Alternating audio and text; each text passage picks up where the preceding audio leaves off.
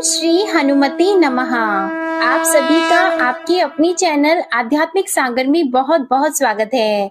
आज मंगलवार को सुनिए हनुमान जी की कथा। एक नगर में एक वृद्धा रहती थी। उसका एक ही पुत्र था। उस वृद्धा की हनुमान जी पर बहुत गहरी आस्था थी। वह हर मंगलवार का व्रत रखती थी और हनुमान जी की पूजा आराधना करती थी। एक बार हनुमान जी ने अपनी भक्तिनी उस वृद्ध महिला की श्रद्धा का परीक्षण करने का विचार किया। हनुमान जी साधु का वेश धारण कर वृद्धा के घर गए और पुकारने लगे कि है कोई हनुमान भक्त जो हमारी इच्छा पूर्ण करे। तब आवाज उस वृद्धा के कान में पड़ी। पुकार सुनकर वृद्धा जल्दी से बाहर आई और साधु को प्रणाम कर बोली, आज्ञा महाराज। हनुमान वेशधारी साधु बोले, मैं भूखा हूँ, भोजन करूंगा, तुम थोड़ी सी जमीन लीप दो। वृद्धा दुविधा में पड़ गई। अंततः हाथ जोड़कर बोली, महाराज, लीपने और मिट्टी खोदने के अतिरिक्त आप कोई दूसरी आज्ञा दें, मैं अवश्य पूर्ण करूंगी। साधु ने 3 बार प्रतिज्ञा कराने के बाद कहा, तू अपने बेटे को बुला, मैं उसकी पीठ पर आग जलाकर भोजन बनाऊंगा। यह सुनकर वृद्धा घबरा गई, परंतु वह प्रतिज्ञाबद्ध थी। उसने अपने पुत्र को बुलाकर साधु को सौंप दिया। साधु वेशधारी हनुमान जी ने वृद्धा के हाथों से ही उसके पुत्र को पेट के बल लेटाया और उसकी पीठ पर आग लगवा दी। आग जलाकर दुखी मन से वृद्धा अपने घर में चली गई। इधर भोजन बनाकर साधु ने वृद्धा को बुलाकर कहा कि उनका भोजन बन गया है, तुम अपने पुत्र को पुकारो ताकि वह भी आकर भोग लगा ले। इस पर वृद्धा बोली, उसका नाम लेकर मुझे और कष्ट न दें। लेकिन जब साधु महाराज नहीं माने तो वृद्धा ने अपने पुत्र को आवाज लगाई। वह अपनी माँ के पास आ गया और अपने पुत्र को जीवित देखकर वृद्धा को बहुत आश्चर्य हुआ। वह साधु के चरणों में गिर पड़ी। तब हनुमान जी अपने वास्तविक रूप में प्रकट हुए और वृद्धा को भक्ति का आशीर्वाद दिया। तो प्रेम से बोले, शंकर भगवान की जय हो, बजरंग बली की जय हो। आइए सुनते हैं मंगलवार व्रत की पौराणिक कथा। एक बार नैमिषारण्य तीर्थ में 80,000 मुनि एकत्र होकर पुराणों के ज्ञाता श्री सूत जी से पूछने लगे, हे महामुनि, आपने हमें अनेक पुराणों की कथा सुनाई है। अब कृपा करके हमें ऐसा व्रत और कथा बताएं जिसके करने से संतान की प्राप्ति हो तथा मनुष्यों को रोग, शोक, अग्नि, सर्व दुख आदि का भय दूर हो, क्योंकि कलयुग में सभी जीवों की आयु बहुत कम है। फिर इस पर उन्हें रोग, चिंता के कष्ट लगे रहेंगे तो फिर वह श्री हरि चरणों में अपना ध्यान कैसे लगा सकेंगे। श्री सूत जी बोले, हे मुनियों, आपने लोक कल्याण के लिए बहुत ही उत्तम बात पूछी है। एक बार युधिष्ठिर ने भगवान श्री कृष्ण से लोक कल्याण के लिए यही प्रश्न किया था। भगवान श्री कृष्ण और युधिष्ठिर का संवाद तुम्हारे सामने कहता हूँ, ध्यान पूर्वक सुनो। एक समय पांडवों की सभा में श्री कृष्ण जी बैठे हुए थे। तब युधिष्ठिर ने भगवान श्री कृष्ण से प्रश्न किया, हे प्रभु, नंद नंद, गोविंद, आपने मेरे लिए अनेकों कथाएं सुनाई हैं। आज आप कृपा करके ऐसा व्रत या कथा सुनाएं जिसके करने से मनुष्य को रोग, चिंता का भय समाप्त हो और उसको पुत्र की प्राप्ति हो। हे प्रभु, बिना पुत्र जीवन व्यर्थ है। पुत्र के बिना मनुष्य नरकगामी होता है। पुत्र के बिना मनुष्य पितृ ऋण से छुटकारा नहीं पा सकता और न ही उसका पुन्नग नामक नरक से उद्धार हो सकता है। अतः पुत्रदायक व्रत बताएं। श्री कृष्ण भगवान बोले, हे राजन, मैं एक प्राचीन इतिहास सुनाता हूँ, आप उसे ध्यान पूर्वक सुनो। कुंडलपुर नामक एक नगर था, उसमें नंदा नामक एक ब्राह्मण रहता था। भगवान की कृपा से उसके पास सब कुछ था, फिर भी वह दुखी था। इसका कारण यह था कि ब्राह्मण की स्त्री सुनंदा की कोई संतान नहीं थी। सुनंदा पतिव्रता थी, भक्ति पूर्वक श्री हनुमान जी की आराधना करती थी। मंगलवार के दिन व्रत करके अंत में भोजन बनाकर हनुमान जी की आराधना करती थी। मंगलवार के दिन व्रत करके अंत में भोजन बनाकर हनुमान जी को भोग लगाने के बाद स्वयं भोजन करती थी। एक बार मंगलवार के दिन ब्राह्मणी गृह कार्य की अधिकता के कारण हनुमान जी को भोग नहीं लगा सकी, तो इस पर उसे बहुत ही दुख हुआ। उसने कुछ भी नहीं खाया और अपने मन में प्रण किया कि अब तो अगले मंगलवार को ही हनुमान जी को भोग लगाकर अन्न और जल ग्रहण करूंगी। ब्राह्मणी सुनंदा प्रतिदिन भोजन बनाती, श्रद्धा पूर्वक पति को खिलाती, परंतु स्वयं भोजन नहीं करती और मन ही मन श्री हनुमान जी की आराधना करती थी। इसी प्रकार 6 दिन गुजर गए और ब्राह्मणी सुनंदा अपने निश्चय के अनुसार भूखी प्यासी निराहार रही। अगले मंगलवार को ब्राह्मणी सुनंदा प्रातः काल ही बेहोश होकर गिर पड़ी। ब्राह्मणी सुनंदा की इस असीम भक्ति के प्रभाव से श्री हनुमान जी बहुत प्रसन्न हुए और प्रकट होकर बोले, सुनंदा, मैं तेरी भक्ति से बहुत प्रसन्न हूँ, तू उठ और वर मांग। सुनंदा अपने आराध्य देव श्री हनुमान जी को देखकर आनंद की अधिकता से विह्वल होकर श्री हनुमान जी के चरणों में गिरकर बोली, हे प्रभु, मेरी कोई संतान नहीं है, कृपा करके पुत्र और कन्या प्रदान करें, आपकी अति कृपा होगी।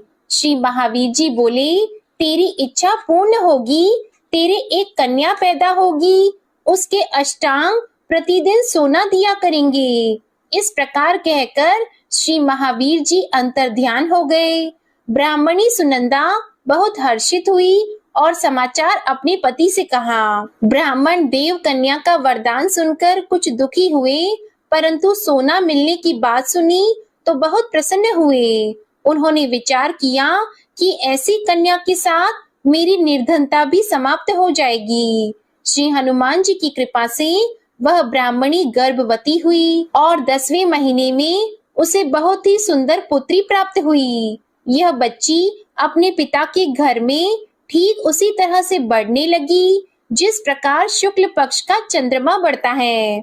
10वें दिन ब्राह्मण ने उस बालिका का नामकरण संस्कार कराया।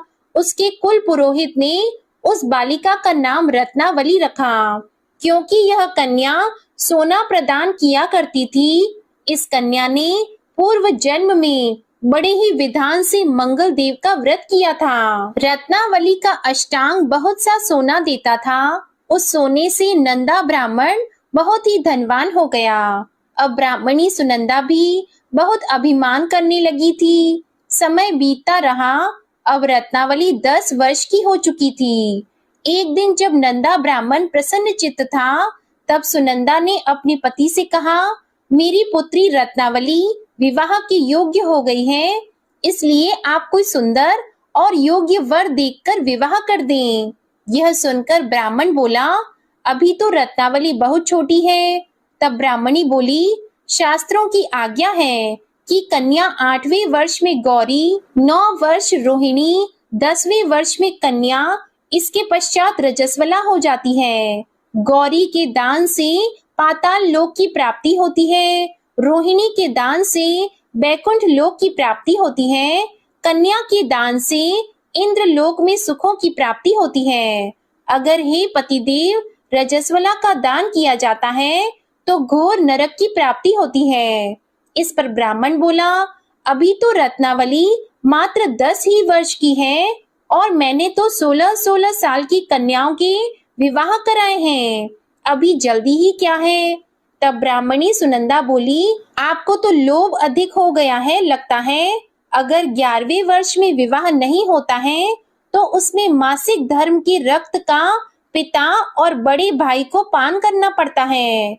शास्त्रों में कहा गया है कि माता, पिता और बड़ा भाई रजस्वला कन्या को देखते हैं तो वह अवश्य ही नरकगामी होते हैं। तब ब्राह्मण बोला, अच्छी बात है, कल मैं अवश्य ही योग्य वर की तलाश में अपना दूत भेजूंगा। दूसरे दिन ब्राह्मण ने अपने दूत को बुलाया और आज्ञा दी कि जैसी सुंदर मेरी कन्या है वैसा ही सुंदर वर उसके लिए तलाश करो। दूत अपने स्वामी की आज्ञा पाकर निकल पड़ा। पंपई नगरी में उसने एक सुंदर लड़के को देखा। यह बालक एक ब्राह्मण परिवार का बहुत गुणवान पुत्र था। इसका नाम सोमेश्वर था। दूत ने इस सुंदर और गुणवान ब्राह्मण पुत्र के बारे में अपने स्वामी को पूर्ण विवरण दिया। ब्राह्मण नंदा को भी सोमेश्वर अच्छा लगा और फिर एक शुभ मुहूर्त में विधि पूर्वक कन्यादान करके ब्राह्मण संतुष्ट हुए। परंतु ब्राह्मण के मन में तो लोभ समाया हुआ था। उसने कन्यादान तो कर दिया था, पर वह बहुत ही खिन्न था। उसने विचार किया कि रत्नावली तो अब चली जाएगी और मुझे इससे जो सोना मिलता था वह अब मिलेगा नहीं। मेरे पास जो धन था कुछ तो इसके विवाह में खर्च हो गया और जो शेष बचा है वह भी कुछ दिनों के बाद समाप्त हो जाएगा।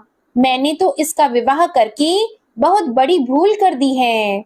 अब कोई ऐसा उपाय हो कि रत्नावली मेरे घर में ही बनी रहे, अपनी ससुराल न जाए। लोभ रूपी राक्षस ब्राह्मण के मस्तिष्क पर छाता जा रहा था।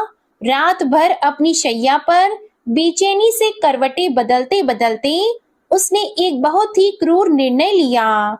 उसने विचार किया कि जब रत्नावली को उसका पति सोमेश्वर अपने घर के लिए जाएगा तो वह मार्ग में छिपकर सोमेश्वर का वध कर देगा और अपनी लड़की को अपने घर ले आएगा, जिससे नियमित रूप से उसे सोना भी मिलता रहेगा और समाज का कोई मनुष्य उसे दोष भी नहीं दे सकेगा। जब अगले दिन सुबह हुई तो नंदा और सुनंदा ने अपने जमाई तथा लड़की को बहुत सारा धन देकर विदा किया। सोमेश्वर अपनी पत्नी रत्नावली को लेकर ससुराल से अपने घर की तरफ चल दिया। ब्राह्मण नंदा महालोभ के वशीभूत होकर अपनी मति खो चुका था। पाप पुण्य का उसे विचार नहीं रहा था।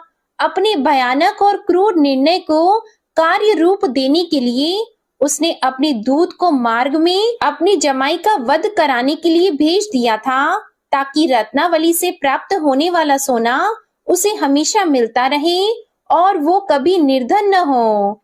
ब्राह्मण के दूत ने अपने स्वामी की आज्ञा का पालन करते हुए उसके जमाई सोमेश्वर का मार्ग में ही वध कर दिया। समाचार प्राप्त कर ब्राह्मण नंदा मार्ग में पहुंचा और रोती हुई अपनी पुत्री रत्नावली से बोला, हे पुत्री, मार्ग में लुटेरों ने पति का वध कर दिया है। भगवान की इच्छा के आगे किसी का वश नहीं चलता है। अब तू घर चल, वहां पर ही रहकर शेष जीवन व्यतीत करना।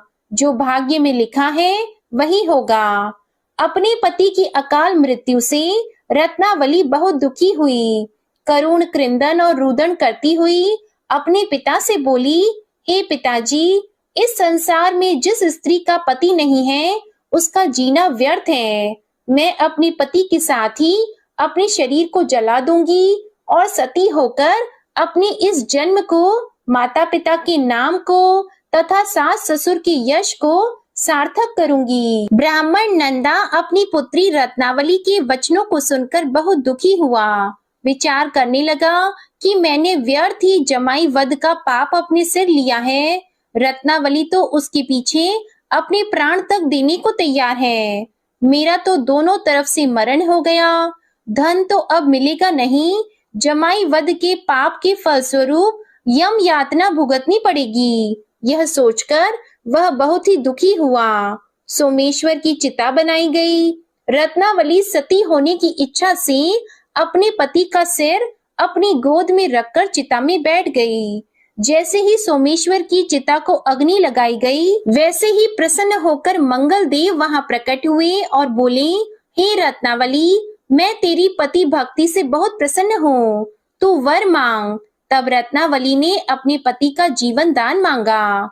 मंगल देव बोले, रत्नावली, तेरा पति अजर अमर है, यह महाविद्वान भी होगा और इसके अलावा तेरी जो इच्छा हो वह वर मांग। तब रत्नावली बोली, हे ग्रहों के स्वामी, यदि आप मुझ पर प्रसन्न हैं तो मुझे यह वरदान दीजिए कि जो भी मनुष्य मंगलवार के दिन प्रातः काल लाल पुष्प, लाल चंदन से पूजा करके आपका स्मरण करेगा, उसको रोग व्याधि नहीं होगी, स्वजनों से कभी वियोग नहीं होगा, सर्प, अग्नि तथा शत्रुओं का भय नहीं रहेगा, और जो स्त्री मंगलवार का व्रत करेगी वह कभी विधवा नहीं होगी। मंगल देव ने तथास्तु कहकर अंतर ध्यान हो गए। सोमेश्वर मंगल देव की कृपा से जीवित हो उठा। रत्नावली अपने पति को पुनः प्राप्त कर बहुत प्रसन्न हुई और मंगल देव का व्रत प्रत्येक मंगलवार को करके व्रतराज और मंगल देव की कृपा से इस लोक में सुख ऐश्वर्य को भोगते हुए अंत में अपने पति के साथ स्वर्ग लोक को गई। प्रेम से बोलिए जय श्री हनुमान। आइए अब सुनते हैं श्री राम नाम की महिमा। लंकापति रावण के वध के बाद जब अयोध्यापति प्रभु श्री राम की कीर्ति दूर दूर तक फैल रही थी और वह मर्यादा पुरुषोत्तम कहलाने लगे थे, तब एक दिन महादेव शिव की इच्छा भी मर्यादा पुरुषोत्तम श्री राम से मिलने की हुई। पार्वती जी को संग लेकर महादेव जी कैलाश पर्वत से उतरकर अयोध्या नगरी के रास्ते पर चल पड़े। भगवान शिव और माँ पार्वती को अयोध्या आया देखकर राम जी बहुत खुश हुए। माता जानकी ने उनका उचित आदर सत्कार किया और स्वयं भोजन बनाने के लिए रसोई में चली गई। इस बीच भगवान शिव ने श्री राम जी से पूछा, आपके सेवक हनुमान जी दिखाई नहीं दे रहे हैं। तब श्री राम बोले, वे बगीचे में हैं। शिव जी ने श्री राम जी से बगीचे में जाने की अनुमति मांगी और पार्वती जी का हाथ थामकर बगीचे में आ गए। बगीचे की खूबसूरती देखकर उनका मन मोहित हो गया। आम के एक घने वृक्ष के नीचे हनुमान जी दीन दुनिया से बेखबर गहरी नींद में सोए हुए थे और एक लय में खर्राटों से राम नाम की ध्वनि उठ रही थी। चकित होकर शिवजी और माता पार्वती एक दूसरे की ओर देखने लगे। माता पार्वती मुस्कुरा उठी और वृक्ष की डालियों की ओर इशारा किया। राम नाम सुनकर पेड़ की डालियां भी झूमने लगी थी और इनके बीच से भी राम नाम उच्चारित हो रहा था। शिवजी इस राम नाम की धुन में मस्त मगन होकर खुद भी राम राम कहकर नाचने लगे। माता पार्वती जी ने भी अपने पति का अनुसरण किया और अपने कोमल पैर थिरकाने लगी। शिवजी और माता पार्वती जी के नृत्य से ऐसी झनकार उठी कि स्वर्ग लोक के देवता गण भी आकर्षित होकर बगीचे में आ गए और राम नाम की धुन में सभी मस्त हो गए। माता जानकी भोजन तैयार करके प्रतीक्षा कर रही थी, परंतु संध्या घिरने पर भी अतिथि नहीं पधारे। तब अपने देवर लक्ष्मण जी को बगीचे में भेजा।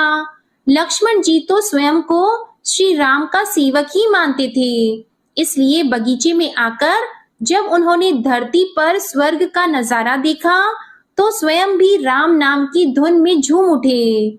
महल में माता जानकी जी परेशान हो रही थी कि अभी तक भोजन ग्रहण करने कोई भी क्यों नहीं आया। उन्होंने श्री राम जी से कहा, भोजन ठंडा हो रहा है, चलिए हम ही जाकर बगीचे में से सभी को ले आएं। तब जब राम जी बगीचे में गए तो वहां राम नाम की धूम मची हुई थी। हनुमान जी गहरी नींद में सोए हुए थे और उनके खर्राटों से अभी तक राम नाम ही निकल रहा था। श्री राम भाव विह्वल हो उठे। राम जी ने हनुमान जी को नींद से जगाया और प्रेम से उनकी तरफ निहारने लगे। हनुमान जी प्रभु को आया देखकर शीघ्रता से उठकर खड़े हो गए। नृत्य की सभा भंग हो गई। शिव जी खुले कंठ से हनुमान जी की राम भक्ति की सराहना करने लगे। हनुमान जी सकुचाए लेकिन मन ही मन खुश हो रहे थे। श्री सिया राम ने भोजन करने का आग्रह भगवान शिव जी से किया। सभी लोग महल में भोजन करने के लिए चल पड़े। माता जानकी जी भोजन परोसने लगी। हनुमान जी को भी श्री राम जी ने पंक्ति में बैठने का आदेश दिया। हनुमान जी बैठ तो गए, परंतु आदत ऐसी थी कि राम जी के भोजन परोसने के उपरांत ही सभी लोग भोजन करते थे। आज श्री राम के आदेश से पहले भोजन करना पड़ रहा था। माता जानकी हनुमान जी को भोजन परोसती जा रही थी, परंतु हनुमान जी का पेट ही नहीं भर रहा था। सीता जी कुछ समय तक तो उन्हें भोजन परोसती रही, फिर समझ गई कि इस तरह से तो हनुमान जी का पेट नहीं भरेगा। उन्होंने तुलसी के एक पत्ते पर राम नाम लिखा और भोजन के साथ हनुमान जी को परोस दिया।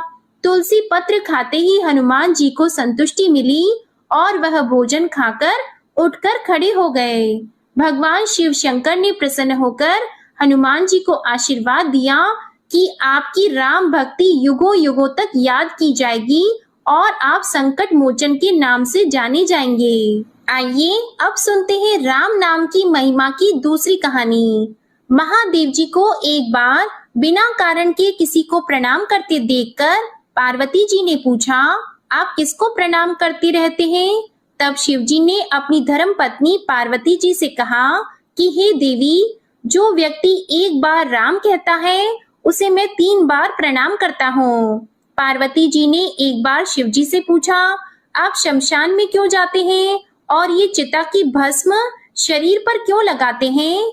उसी समय शिव जी पार्वती जी को शमशान ले गए। वहां एक शव अंतिम संस्कार के लिए लाया गया।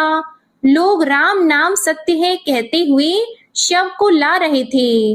शिव जी ने कहा कि देखो पार्वती, इस शमशान की ओर जब लोग आते हैं तो राम नाम का स्मरण करते हुए आते हैं और इस शव के निमित्त से कई लोगों के मुख से मेरा अति प्रिय दिव्य राम नाम निकलता है। उसी को सुनने मैं शमशान में आता हूँ और इतने लोगों के मुख से राम नाम का जप करवाने में निमित्त बनने वाले इस शव का मैं सम्मान करता हूँ, प्रणाम करता हूँ और अग्नि में जलने के बाद उसकी भस्म को अपने शरीर पर लगा लेता हूँ। राम नाम बुलवाने वाले के प्रति मुझे इतना प्रेम है। एक बार शिव जी कैलाश पर पहुंचे और पार्वती जी से भोजन मांगा। तब पार्वती जी विष्णु सहस्त्र नाम का पाठ कर रही थी। पार्वती जी ने कहा, अभी पाठ पूरा नहीं हुआ है, कृपया थोड़ी देर प्रतीक्षा कीजिए। तब शिव जी ने कहा कि इसमें तो समय और श्रम दोनों लगेंगे। संत लोग जिस तरह से सहस्त्र नाम को छोटा कर लेते हैं और नित्य जपते हैं, वैसा उपाय कर लो। तो पार्वती जी ने पूछा कि वो उपाय कैसे करते हैं, मैं सुनना चाहती हूँ। तो शिव जी ने बताया, केवल एक बार राम कह लो, तुम्हें सहस्त्र नाम भगवान के 1000 नाम लेने का फल मिल जाएगा। एक राम नाम 1000 दिव्य नामों के समान है। तब पार्वती जी ने वैसा ही किया। भगवान बोले, श्री राम राम रामेति रमे रामे मनोरमे सहस्त्र नाम तततुल्यम राम नाम वरानने। यह राम नाम सभी आपदाओं को हरने वाला, सभी संपदाओं को देने वाला दाता है, सारे संसार को विश्राम या शांति प्रदान करने वाला है। इसलिए मैं इसे बार बार प्रणाम करता हूँ। भव सागर की सभी समस्याओं और दुखों के बीजों को भूंज के रख देने वाला, समूल नष्ट कर देने वाला, सुख संपत्तियों को अर्जित करने वाला, यमदूतों को खदेड़ने वाला केवल राम नाम का जप है। इसलिए प्रयास पूर्वक स्वयं भी राम नाम जपते रहना चाहिए और दूसरों को भी प्रेरित करके राम नाम जपना चाहिए। इससे अपना और दूसरों का तुरंत कल्याण हो जाता है। यही सबसे सुलभ और अचूक उपाय है। इसलिए हमारे देश में प्रणाम राम राम कहकर किया जाता है। आइए अब सुनते हैं बिल्व वृक्ष की महिमा। एक बार नारद जी ने भोलेनाथ जी की स्तुति करके पूछा कि प्रभु, आपको प्रसन्न करने के लिए सबसे उत्तम और सुलभ साधन क्या है? हे त्रिलोकीनाथ, आप तो निर्विकार और निष्काम हैं। आप सहज ही प्रसन्न हो जाते हैं। फिर भी मेरे जानने की इच्छा है कि आपको क्या प्रिय है, तब शिव जी बोले, नारद जी, वैसे तो मुझे भक्त के भाव सबसे प्रिय हैं, फिर भी आपने पूछा है तो मैं बताता हूँ। मुझे जल के साथ साथ बिल्व पत्र बहुत प्रिय हैं। जो अखंड बिल्व पत्र मुझे श्रद्धा से अर्पित करते हैं, मैं उन्हें अपने लोक में स्थान देता हूँ। नारद जी भगवान शंकर और माता पार्वती की वंदना करके अपने लोक को चले गए। उनके जाने के पश्चात पार्वती जी ने शिव जी से पूछा कि हे प्रभु, मेरी ये जानने की बड़ी तीव्र इच्छा हो रही है कि आपको बेल पत्र इतने प्रिय क्यों हैं? कृपा करके मेरी जिज्ञासा को शांत कीजिए। तब शिव जी बोले, हे शिवे, बिल्व के पत्ते मेरी जटा के समान हैं। उसका त्रिपत्र यानी 3 पत्ते ऋग्वेद, यजुर्वेद और सामवेद हैं। शाखाएं समस्त शास्त्र का स्वरूप है। बिल्व वृक्ष को आप पृथ्वी का कल्प वृक्ष समझें, जो ब्रह्मा, विष्णु और शिव स्वरूप है। हे पार्वती, स्वयं महालक्ष्मी जी ने शैल पर्वत पर बिल्व वृक्ष रूप में जन्म लिया था। इस कारण भी बेल का वृक्ष मेरे लिए अति प्रिय है। महालक्ष्मी जी ने बिल्व का रूप धरा, ये सुनकर पार्वती जी कौतूहल में पड़ गईं और पार्वती जी कौतूहल से उपजी जिज्ञासा को रोक न पाईं। उन्होंने पूछा, देवी लक्ष्मी ने आखिर बिल्व वृक्ष का रूप क्यों लिया? आप ये कथा विस्तार से कहें। तब भोलेनाथ ने देवी पार्वती जी को कथा सुनाना आरंभ किया। हे देवी, सतयुग में ज्योति रूप में मेरे अंश का रामेश्वर लिंग था। ब्रह्मा आदि देवों ने उसका विधिवत पूजन अर्चन किया था। इसका परिणाम ये हुआ कि मेरे अनुग्रह से वाणी देवी सबकी प्रिय हो गई। वे भगवान विष्णु को सतत प्रिय हो गई।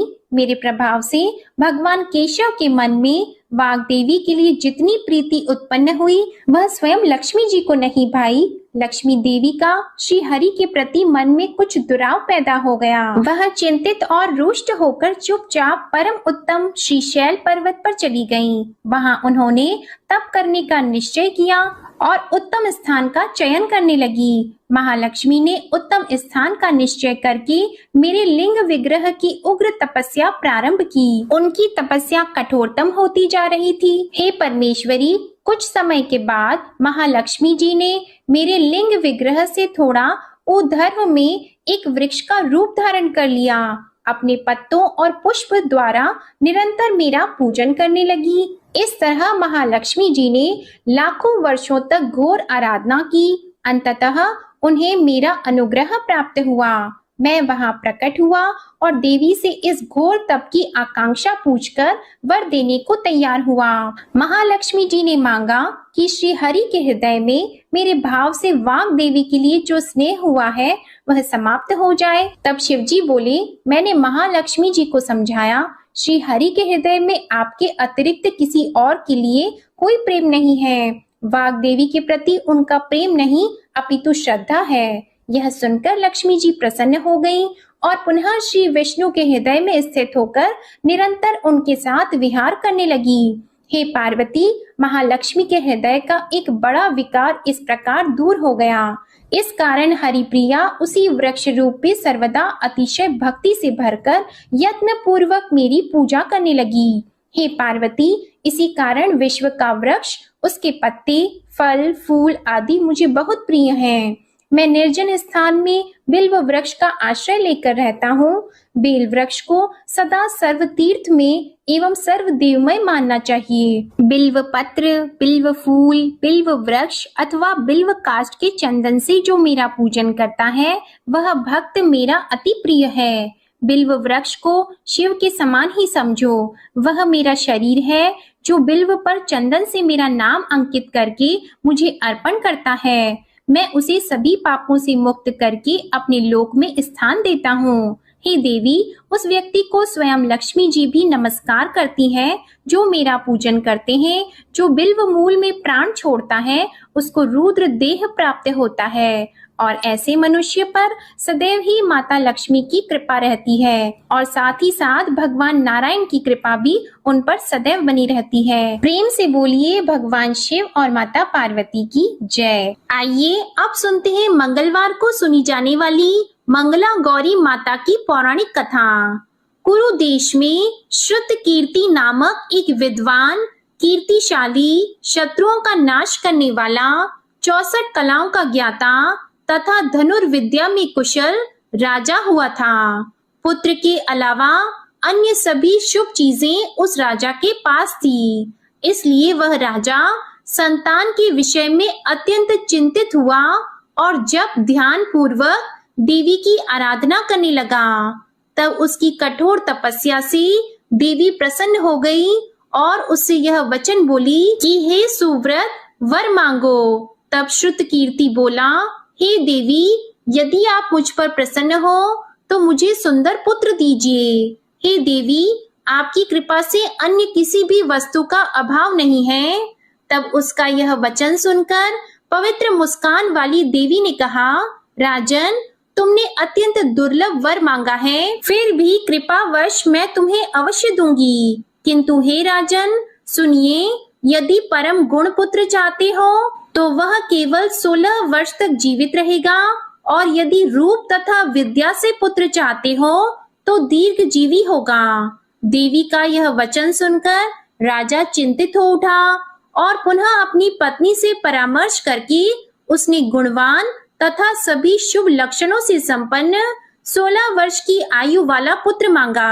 तब देवी ने भक्ति संपन्न राजा से कहा, हे नृपनंदन, मेरे मंदिर के द्वार पर आम का वृक्ष है, उसका एक फल लाकर मेरी आज्ञा से अपनी पत्नी को उसे भक्षण हेतु प्रदान करो, जिससे वह शीघ्र ही गर्भ धारण करेगी, इसमें संदेह नहीं है। प्रसन्न होकर राजा ने वैसा ही किया और उसकी पत्नी ने गर्भ धारण कर लिया। 10वें महीने में उसने देवतुल्य सुंदर पुत्र को जन्म दिया। तब हर्ष तथा शोक से युक्त राजा ने बालक का जात कर्म आदि संस्कार किया और शिव का स्मरण करते हुए उसका नाम चिरायु रखा। इसके बाद पुत्र के 16 वर्ष के होने पर पत्नी सहित राजा चिंता में पड़ गए और वे विचार करने लगी कि यह पुत्र बड़े कष्ट से प्राप्त हुआ है और मैं इसकी दुखद मृत्यु अपने ही सामने कैसे देख सकूंगा। ऐसा विचार करके राजा ने पुत्र को उसके मामा के साथ काशी भेज दिया।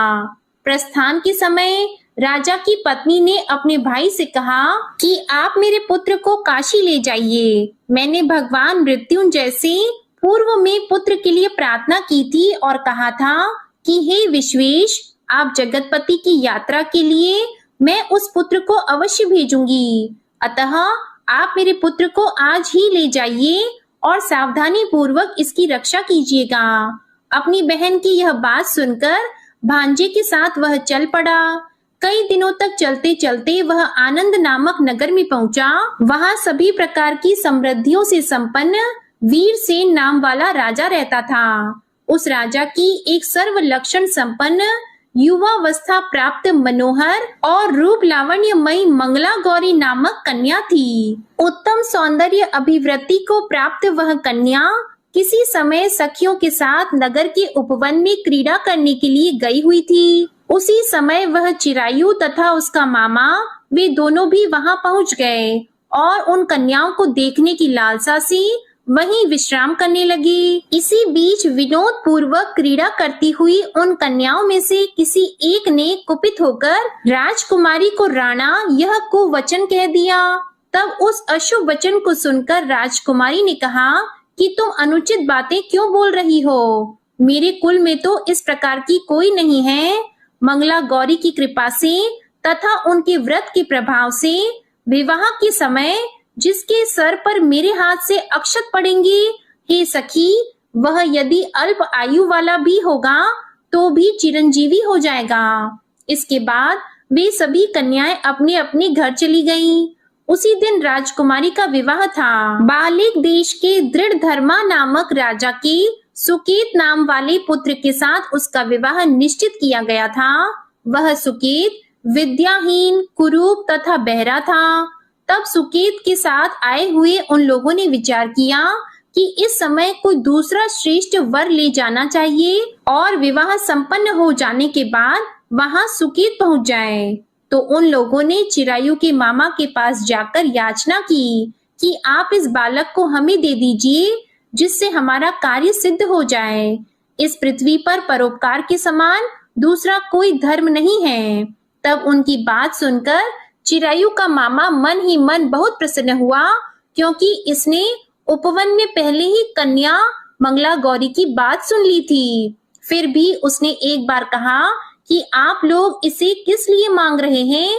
कार्य की सिद्धि हेतु वस्त्र, अलंकार आदि मांगे जाते हैं, वर तो कहीं भी नहीं मांगा जाता। तथापि आप लोगों का सम्मान रखने के लिए मैं इसे दे रहा हूँ। इसके बाद चिरायु को वहां ले जाकर उन लोगों ने विवाह संपन्न कराया। सप्तपदी आदि के हो जाने पर रात्रि में शिव पार्वती की प्रतिमा के समक्ष उस चिरायु ने हर्ष युक्त होकर मंगला गौरी के साथ शयन किया। उसी दिन चिरायु के 16 वर्ष पूर्ण हो चुके थे और अर्धरात्रि में साक्षात काल सर्प रूप में वहां आ गया।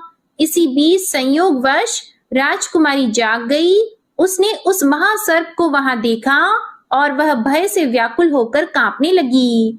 तभी उस कन्या ने धैर्य धारण किया, 16 उपचारों से सर्प की पूजा की और पीने के लिए उसे दूध दे दिया। उसने दीनता भरी वाणी में उस सर्प की प्रार्थना की और स्तुति की। मंगला गौरी प्रार्थना करने लगी कि मैं उत्तम व्रत को करूंगी जिससे मेरे पति जीवित रहें। यह जिस तरह से चिरकाल तक जीवित रहें, आप वैसा कीजिए।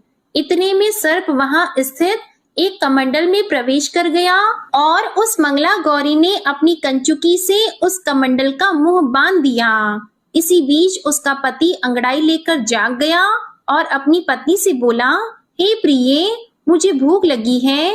तब वह अपनी माता के पास जाकर खीर, लड्डू आदि ले आई और उसके द्वारा दिए भोज्य पदार्थ को उसने प्रसन्न मन होकर खाया। भोजन के बाद हाथ धोते समय उसके हाथ से अंगूठी गिर पड़ी। तांबूल खाकर वह पुनः सो गया। उसके बाद मंगला गौरी कमंडल को फेंकने के लिए जाने लगी। विधि की कैसी गति है कि उस कमंडल में से बाहर की ओर जगमग करती हुई हार कांति को देखकर वह आश्चर्यचकित हो गई। घट में स्थित उस हार को उसने अपने कंठ में धारण कर लिया। इसके बाद कुछ रात शेष रहते ही चिरायु का मामा आकर उसे ले गया। इसके बाद वर पक्ष के लोग सुकेत को वहां ले आए। उसे देखकर मंगला गौरी ने कहा कि यह मेरा पति नहीं है। तब उन सभी ने उससे कहा कि हे शुभे, तुम यह क्या बोल रही हो? यहाँ तुम्हारा कोई परिचायक हो तो उसे हम लोगों को बताओ। मंगला गौरी बोली, जिसने रात में 9 रत्नों से बनी अंगूठी दी है, उसकी अंगुली में इसे डालकर परिचायक निशानी देख ले। मेरे पति ने रात्रि में मुझे जो हार दिया था, उसके रत्नों का समुदाय कैसा है, उस बात को ये बताएं। ये तो कोई अन्य ही है। इसके अलावा रात में परस्पर भाषण तथा भोजन आदि जो कुछ किया गया था, उसे भी यह बता दें, तब यह निश्चय ही मेरे पति हैं। इस प्रकार उसका वचन सुनकर सभी ठीक है कहने लगे, किंतु जब एक भी बात ना मिली, तब सभी ने सुकेत को उसका पति होने से निषिद्ध कर दिया और वर पक्ष वाले जिस तरह से आए थे उसी तरह से चले गए। उसके बाद अपने वंश को बढ़ाने वाली महान यश से संपन्न तथा परम मनस्वी मंगला गौरी के पिता ने अन्न पान आदि का सत्र चलाया। उन्होंने वर पक्ष का वृतांत कानों कान सुन लिया कि स्वरूप से कुरूप होने के कारण लोगों के द्वारा किसी अन्य को वर के रूप में आदर पूर्वक लाया गया था। तब उन्होंने अपनी कन्या को पर्दे के भीतर बिठा दिया। उसके बाद 1 वर्ष बीतने पर यात्रा करके चिरायु अपने मामा के साथ यह देखने आया कि विवाह के बाद वहां क्या हुआ। तब भीतर से उसे देखकर वह मंगला गौरी अत्यंत प्रसन्न हुई और माता पिता से बोली कि मेरे पति आ गए हैं। तब राजा ने अपने स्वजनों को बुलाकर पूर्व में कहे गए सभी परिचायकों को निशानी को देकर मंद मुस्कान वाली अपनी कन्या चिरायु को सौंप दी। राजा ने शिष्ट जनों को साथ लेकर विवाह का उत्सव कराया। इसके बाद राजा वीरसेन ने वस्त्र, आभूषण आदि, सेना, घोड़े, रथ और अन्य भी बहुत सी सामग्रियां देकर उन्हें विदा किया। उसके बाद कुल को आनंदित करने वाला वह चिरायु पत्नी तथा मामा को साथ लेकर सेना के साथ अपने नगर पहुंचा। लोगों के मुख से उसे आया हुआ सुनकर उसके माता पिता को विश्वास नहीं हुआ। उन्होंने सोचा कि प्रारब्ध अन्यथा कैसे हो सकता है। इतने में वह अपने माता पिता के पास आ गया और स्नेह से परिपूर्ण वह चिरायु भक्ति पूर्वक उनके चरणों में गिर पड़ा। तब अपने पुत्र का मस्तक सूंघकर उन दोनों ने परम आनंद प्राप्त किया। पुत्र वधू मंगला गौरी ने भी सास ससुर को प्रणाम किया। तब सास उसे अपनी गोद में बिठाकर सारा वृतांत शीघ्रता पूर्वक पूछने लगी। हे महामुनि, तब पुत्र वधू ने भी मंगला गौरी के उत्तम व्रत महात्म्य तथा जो कुछ घटित हुआ था वह सब वृतांत बताया।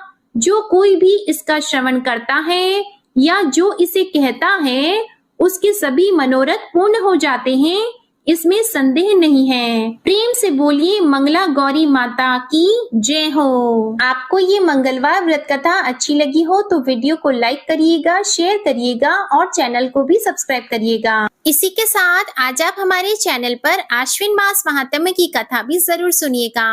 प्रेम से बोलिए जय श्री राम, जय हनुमान।